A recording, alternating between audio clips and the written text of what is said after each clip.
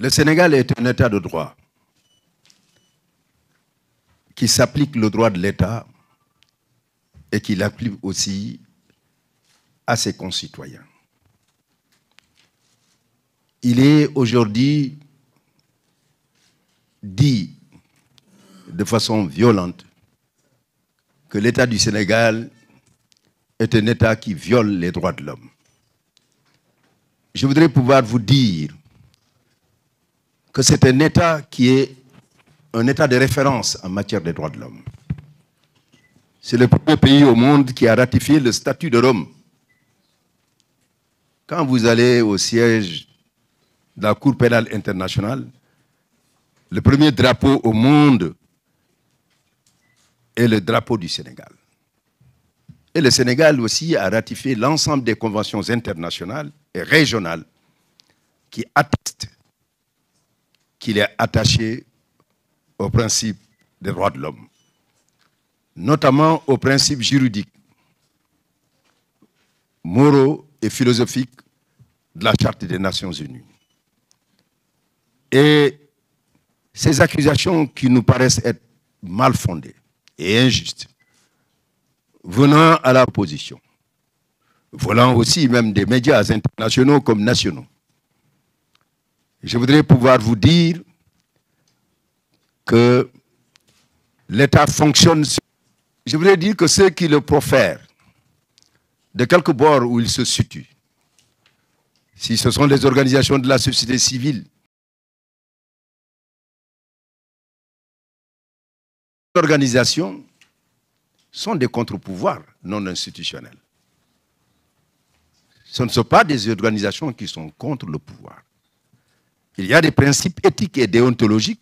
Il s'agit à la fois de marquer une impartialité lorsqu'il y a des situations de violation des droits de l'homme, une certaine indépendance et une tout ce qui est contenu dans la Déclaration des droits de l'homme, non seulement de 1948, mais principalement dans la Déclaration des défenseurs des droits de l'homme du 9 décembre 1998, qui a été adoptée au Palais de Chaillot à Paris. Il faut que l'on se dise qu'on ne saucissonne pas les droits de l'homme. Il faut qu'on se dise aussi qu'on ne peut pas adopter une indignation sélective.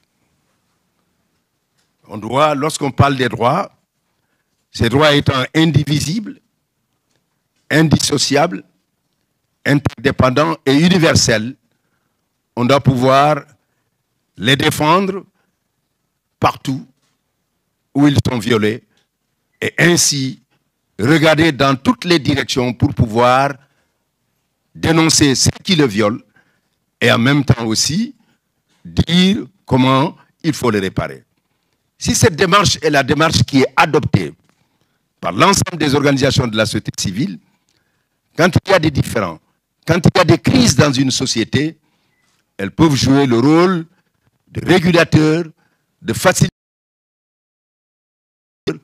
parce que du fait de leur crédibilité et aussi de la confiance que l'État et les autres partis ont aussi de ces organisations, ils peuvent jouer ce rôle et faire en sorte qu'il y ait une possibilité de pouvoir avancer.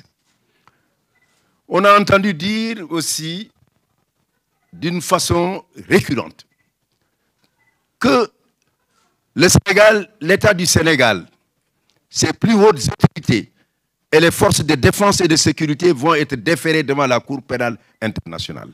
C'est de la fanfaronnade.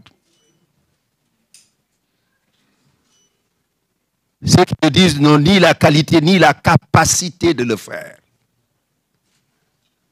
Il y a une confusion volontaire parce qu'on veut ternir l'État du Sénégal. Mais il y a aussi une autre volonté, c'est de saper le moral des forces de défense et de sécurité afin de les démobiliser et afin de la mener dans la paralysie devant l'action. On a vu certains s'agiter pour dire nous sommes en train de réquisitionner sur des éléments. Ils confondent le maintien de l'ordre et ces types de violations des droits de l'homme. Parce que la Cour pénale internationale convoque des crimes graves comme les crimes de génocide, les crimes contre l'humanité, les crimes de guerre et les crimes d'agression. C'est ce qu'on voit au Sénégal. Les forces de défense et de sécurité sont des forces qui sont formées. Plusieurs écoles ont été ouvertes. Elles ont la capacité et la maîtrise des lois de l'État du pays. Et aussi, elles sont des forces qui sont professionnelles dans leur action. Elles sont républicaines et responsables.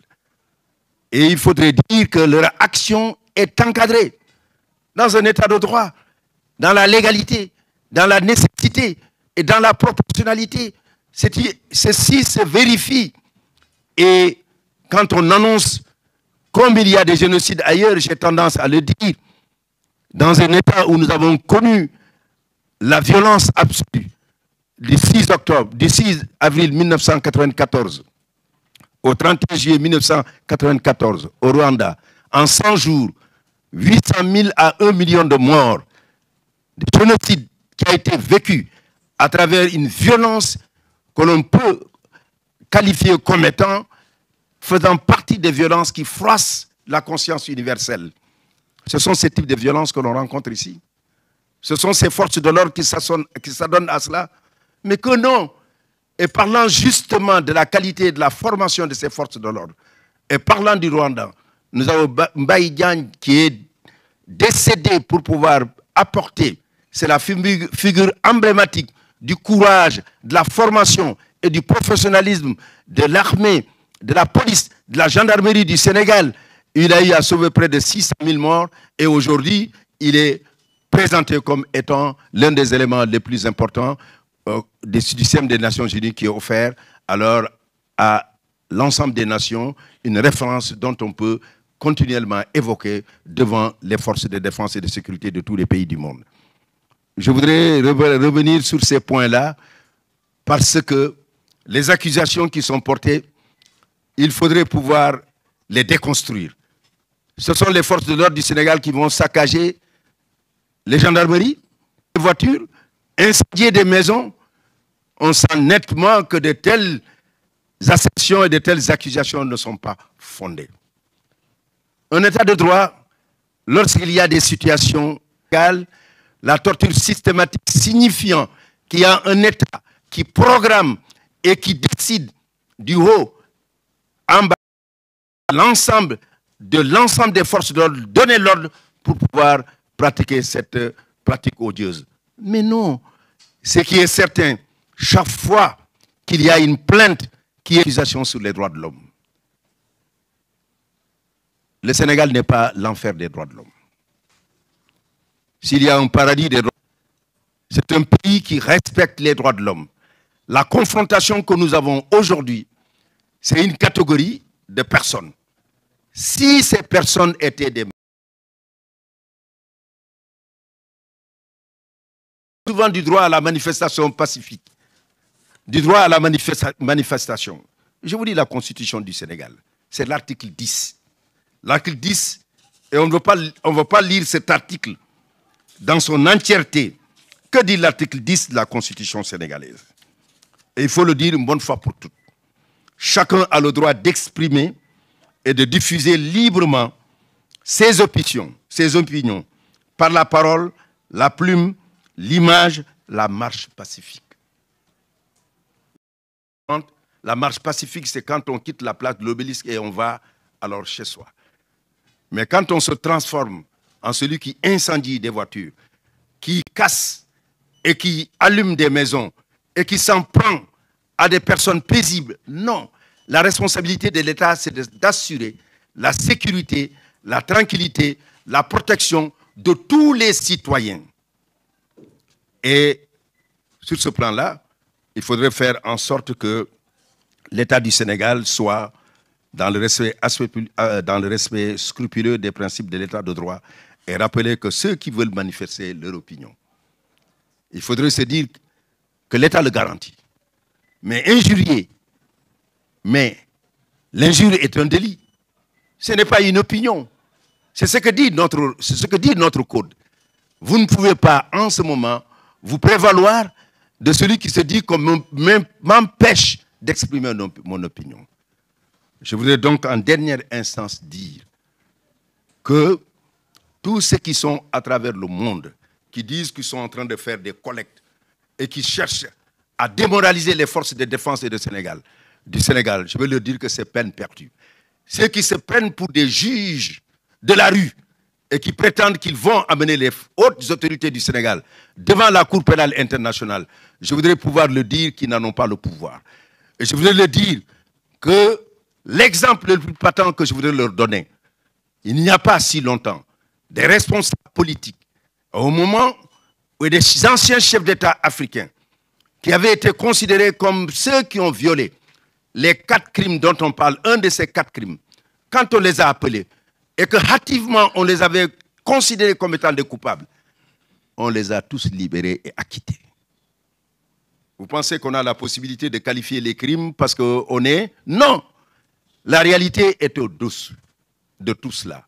Alors donc, il faudrait savoir raison garder. L'État du Sénégal ne correspond pas aujourd'hui avec le faisceau d'attaques qui viennent de toutes parts et qui voudraient déstabiliser ces institutions et en même temps créer une psychose au niveau de ces forces de défense et de sécurité. Elles seront debout pour apporter les solutions de protection. Les solutions de protection des biens, mais de la personne dans notre pays. Et rappeler à ceux qui veulent, ceux qui doivent peut-être le savoir, que le droit à la sécurité est un droit fondamental de l'homme. Nous sommes ensemble dans un cadre de paix. C'est pour ça que nous sommes ici ensemble. Si ce cadre de paix accolé à la sécurité n'était pas réuni, on ne se serait pas réunis. Et ceux qui provoquent et qui demandent que la loi de la jungle s'applique, ce serait la loi du plus fort.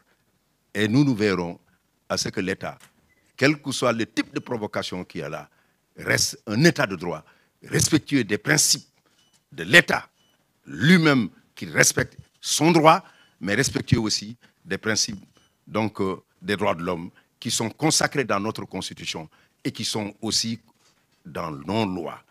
C'est ce que je voulais dire. Merci, M. le Premier ministre.